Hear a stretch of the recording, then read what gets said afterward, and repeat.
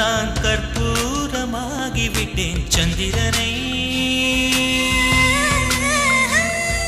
சந்திரனை தொட்டது யாராம் ஸ்ட்ராங்கா அடியாம் ஸ்ட்ராங்கா சத்தியமாய் தொட்டது யார் நான் தானே அடி நான்